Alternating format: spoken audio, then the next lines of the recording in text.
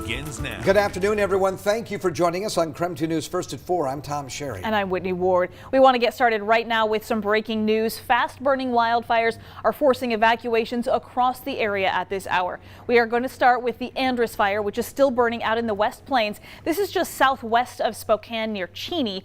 Right now, about 200 homes are under level 3 evacuations, which means people in that area need to be leaving right now. Level 3 evacuations are outlined in red. Anyone living in this area should leave right now.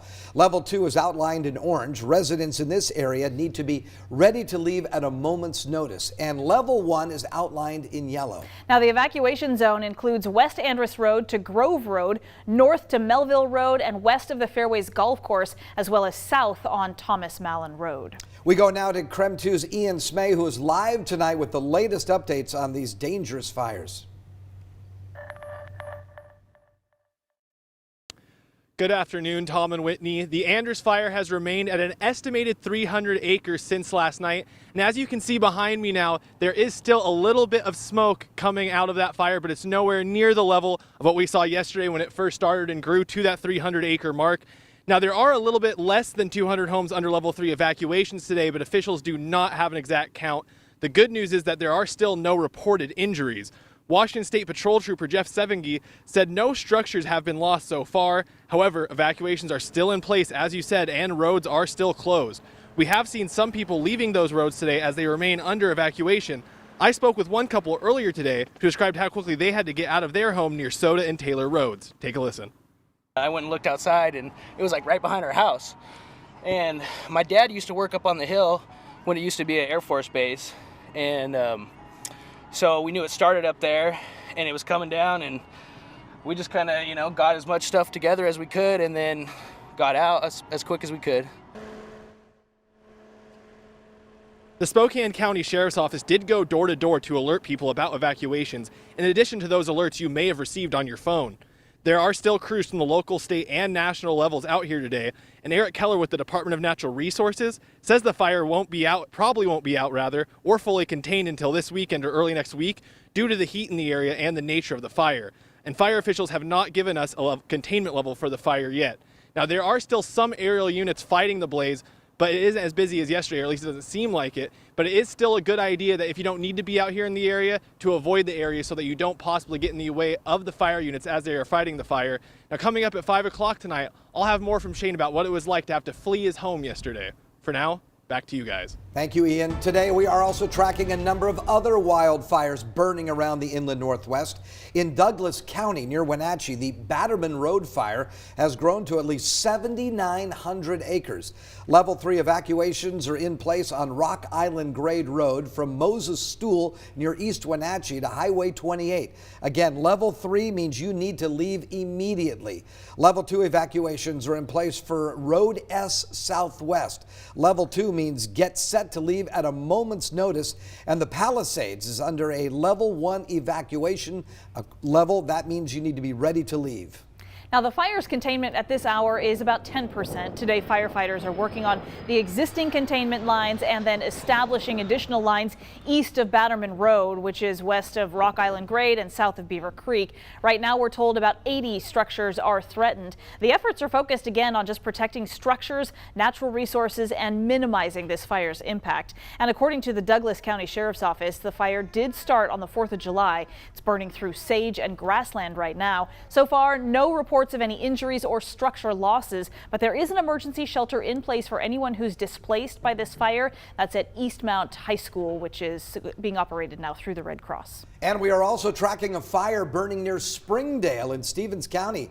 There are level 2 evacuations in North Springdale in the area of Jensen Road. That fire is currently burning at 35 acres with one home in immediate danger. 12 other homes are threatened. The Stevens County Sheriff's Office is asking people to clear out of Loon Lake.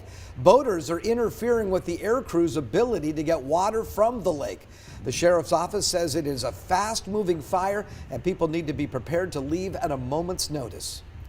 And as we take a look in Idaho tonight, there's another wildfire near Dixie that has exceeded 1,000 acres already. That's located about 40 miles southeast of Grangeville. It's estimated to be between 1,000 and 1,200 or 2,500 acres. Now, according to the Idaho County Sheriff's Office, evacuations are in effect in the immediate Dixie and Comstock areas. The road there is also currently closed. That's for equipment and fire personnel who are coming in onto the roadway. The road, though, is open for people who are needing to evacuate. All of this is a lot. We understand that. So if you'd like information on the fires that are burning around the inland Northwest, as well as all those evacuation orders and the maps that we've shown you, we can send that right to your phone. Just text the word fire to 509-448-2000. So along with the wildfires, we are also tracking our region's air quality. So tell us about that, Tom. I was just going to say, well, meteorologist Thomas Patrick is live now out on our outdoor weather patio. Thomas, how's the air quality looking?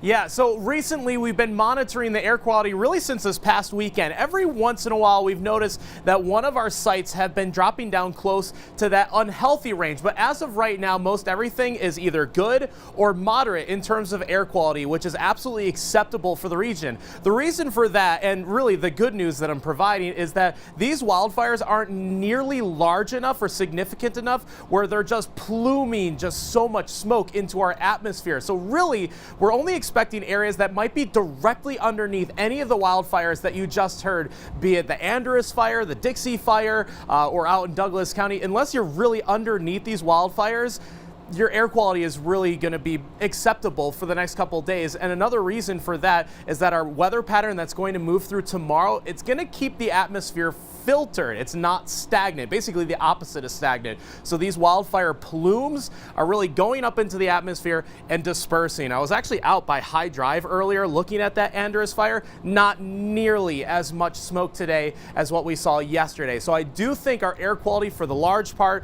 will be more than acceptable, even though there are a couple new wildfires burning across the area. All right, Thomas, thank you very much. So we're talking about some of the good things about the wind and the atmosphere right now. The air quality is always a good thing. We worry about that. But there is a significant concern about the next 24 hours or so, it sounds like, with lightning. Yeah, we've got a minor disturbance that's going to move through the area. So now we have a fire weather warning in effect through Wednesday evening. Why? Because we've got 20 to 30% chance of seeing some thunderstorms in the area. So all that area you see in red, pretty much all of central and eastern Washington and portions of the panhandle of Idaho, as well as down into Oregon, that area has the potential for lightning strikes, which of course in these dry conditions could produce some fires. We're also expecting wind gusts at times up to 30 miles per hour. So again, that's the problem that we're dealing with, is the fact that we've got potential for lightning. We're already beginning to see some activity down in central Oregon. You can see that in eastern Oregon, and one little lightning strike already starting there. So again, this will all happen later tonight, overnight, and then through Wednesday. So your day planner forecast calling for an overnight low of 65 under mostly clear skies. Hot and breezy tomorrow, partly cloudy. Again, a chance of thunderstorms. We'll look for a daytime high of 95. I think it's going to feel a little muggy because of the cloud cover that we get into the area. Then we look ahead to the weekend. 99 degrees possible on Saturday. Pretty close to 100, folks. Sunday, we'll look for a daytime high of 95. So we'll check your 7-day forecast, all coming up in a few minutes. Close, but not quite. We'll take it. Yeah. Thanks, Tom.